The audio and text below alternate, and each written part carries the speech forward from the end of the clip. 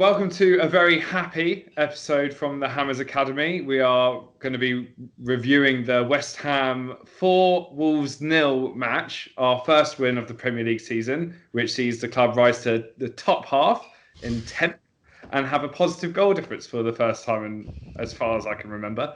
I'm joined by Lou. How are you doing? Ecstatic, obviously. I just could not see that coming from anywhere, but absolutely buzzing. Great. And Adam? Yeah, I mean, what a performance! I'm on cloud nine right now, so I'm pretty excited. Yeah, me too. I mean, it was. I don't think anyone was expecting that from before the game. I think even when it was 1-0 at half time, people were still saying, "We're not going to win. We're not going to win. It's not going to happen." And I then, was of course, nervous. a fantastic second half performance. We obviously won 4-0. Jarrod Bowen got a brace. Souček, I believe, still scored a goal, even though it's been gone down as a Jimenez Criminal. goal. I Criminal. think I have maybe him that on was my fantasy Jimenez's team way as of well. apologising for the goals he scored against us, considering we were so close to bringing him into the club. So he just thought he'd give back a little bit and sort of make it fair. And obviously a great goal from Haller at the end after a fantastic cross from Masuaku, who was deserving of an assist throughout the whole game. He did a few great crosses. I sort of wanted to know, what your guys' key moments of the game was, and everything like that. Like Adam, I'll start with you. What was your main draw from the positive result?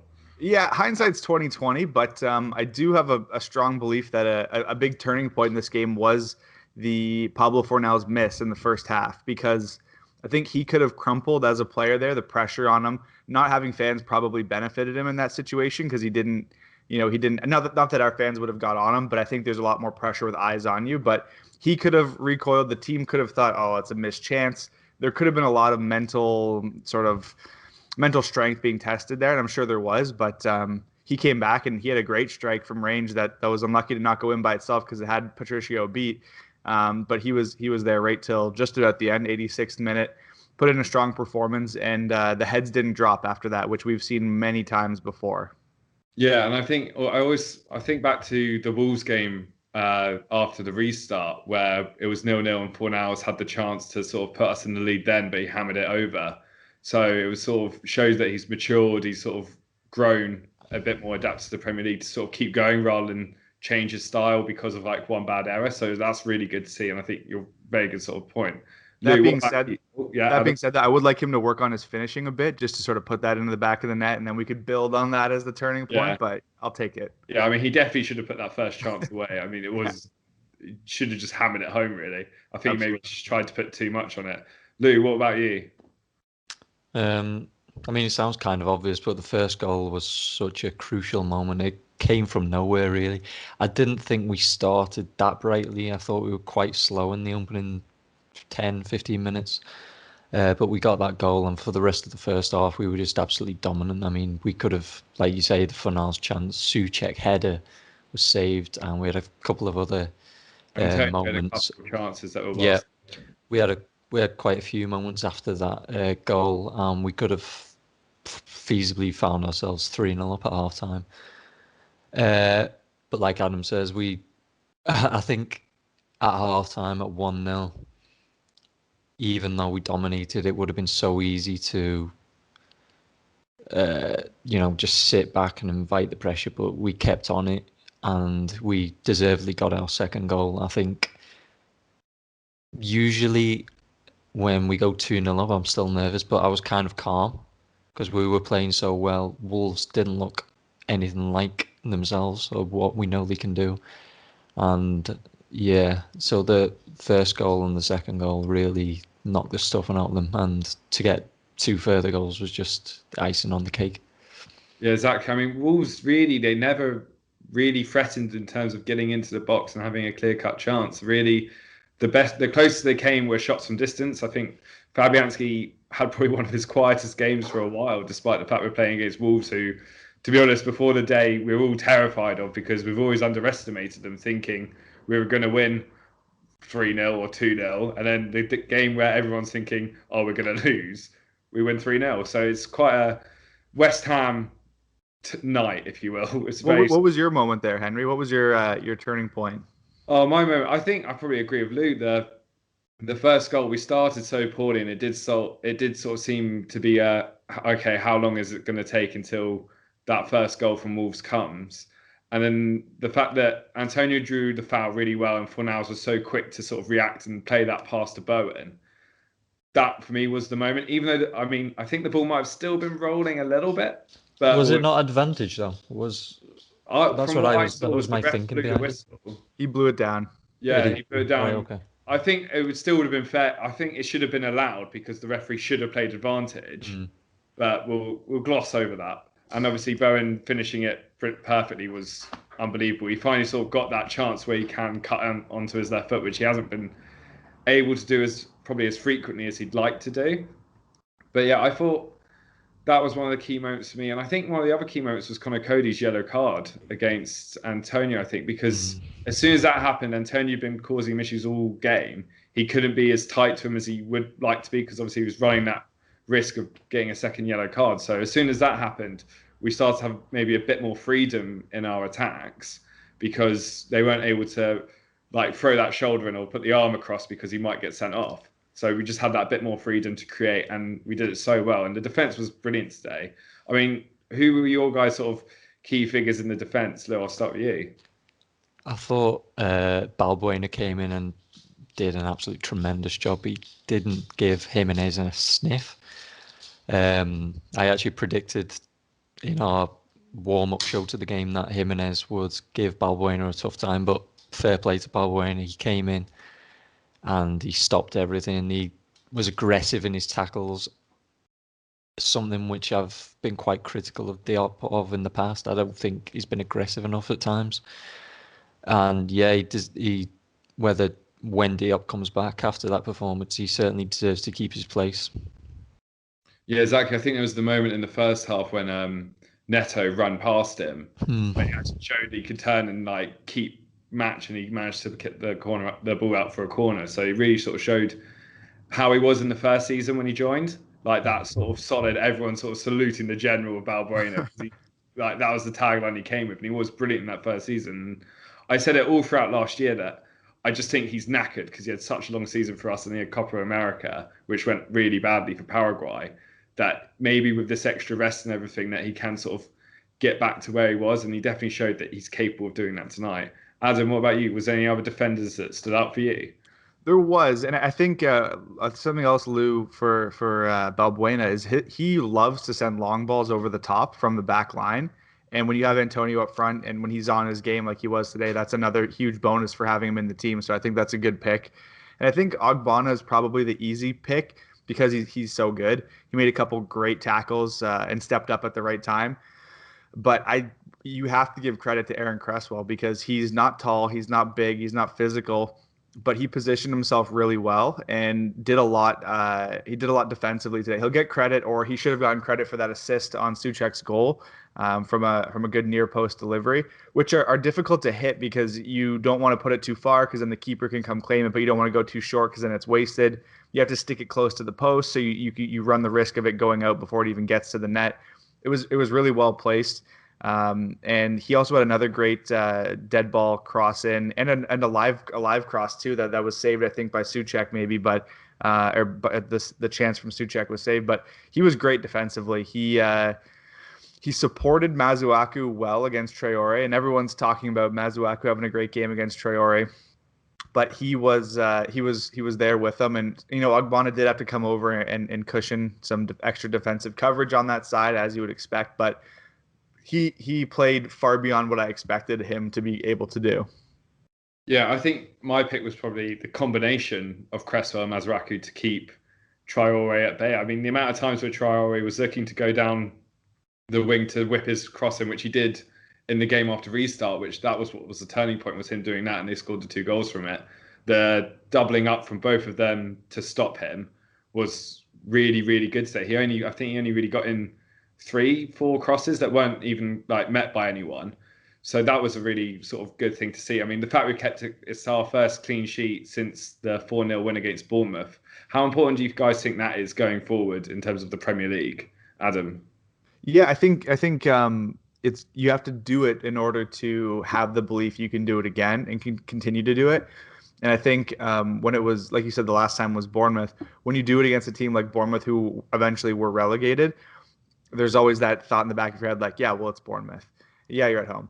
But you did it against Wolves. Nelson Semedo started. He looked good early on, actually. I thought he was pretty lively, but he sort of faded into the game. I don't think he was ready for the physicality of the Premier League, and that says something when he's playing against Pablo Fornals for the most part. So, yeah, it's got to be a mental thing here, and I think it'll be, let's do it again. Let's do it. Let's do it some more. Let's stay tight. And like you said, I think you have to reward the defensive players who excelled in order to continue that. And also something we haven't talked about just because it hasn't come up yet. Ryan Fredericks had a really strong game before he pulled up. And it looks like a hamstring again for him. So that's concerning. And Johnson, a little bit shaky there. And, you'd almost want maybe to see Ashby push him for starting minutes because he looked great. But, that there's more to come with that. But I think, the mentality of we've done it against a good team means we can do it again. And they're going to need that mentality with the fixtures they have lined up.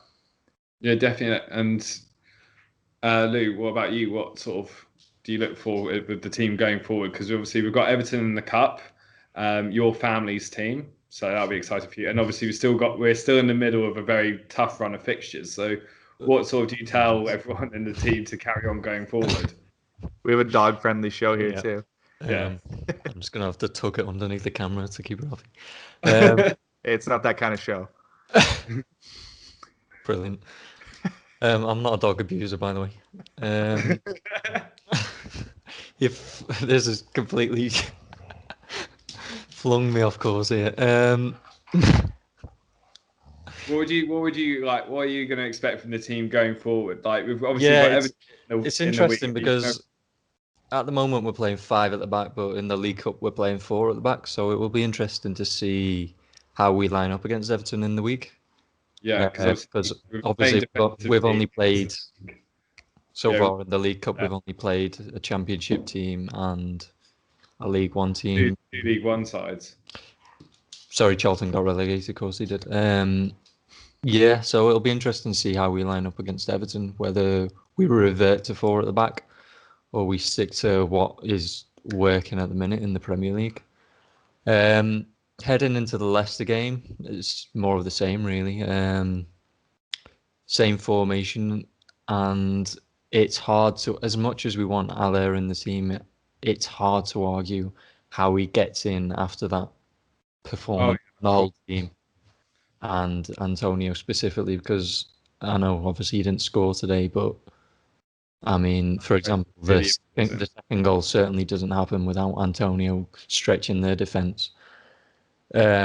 So yeah, as much as we would love Haller in the team at the minute, it's very difficult to see where he gets in. Yeah, I think if he's able to do what he did today, it sort of builds confidence in himself that he can come on and make a difference from the bench. Whether or not, obviously, that's the role he didn't sign for, but if he can do that, then that's still an added sort of weapon to our arsenal to have. And I mean, I was a big sort of Haller must start going forward after what he's done in the League Cup. But seeing how Antonio was today and how important he was yet again, and the fact it contributed to a massive result, because that was sort of my belief is we've still lost. We still need to change things up. But the fact we've finally got a brilliant result in the 4-0, you can't really make any changes from a team that wins 4-0 against a team like Wolves. Really. So now I want to know, like, who are your man of the match? Adam, I'll go with you first. Oh, I like going first. I'm going to give it to, I think, Arthur Masuaku, because he had an equal performance going forward as he did defensively. He was really strong defensively. Like we said, Traore shut down, Semedo shut down.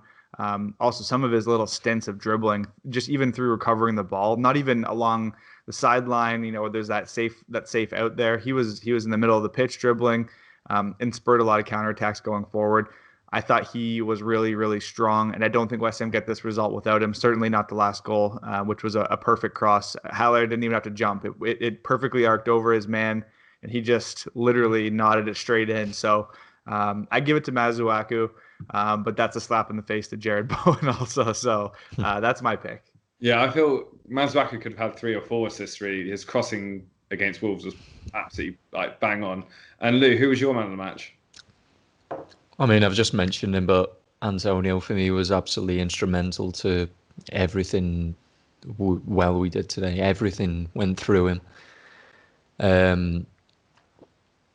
Yeah, like I say, the second goal without him certainly doesn't happen. The ball, I mean, everyone knew that they could pass it up to Antonio today and it would stick. And it was just such an amazing outlet for the team because we were so good on the break today, so quick, and that was because Antonio held it up so well. So yeah, I would love to pick Bowen as well, but I've opted for Antonio. I mean, we've been urging Bowen to get on the score sheet since Southampton, and he's been doing it in pre-season, and it's great to see him get 2 goals, and hopefully that will give him confidence to, get on the score sheet more often.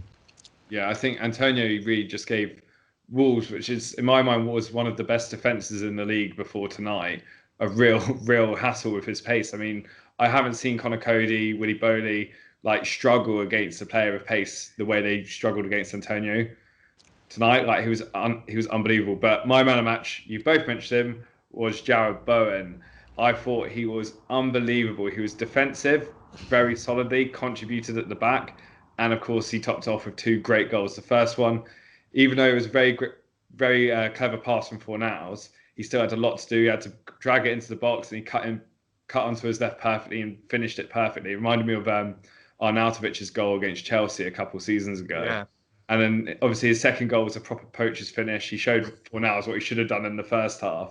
So yeah, for me it was Fornals, and I just think it wrapped up a great night to be a West Ham fan, and hopefully they take the momentum going into the Everton game. Yes, what was really interesting about the second goal you brought up there for for Bowen, sorry, was where both of those players were. The left winger and right winger were.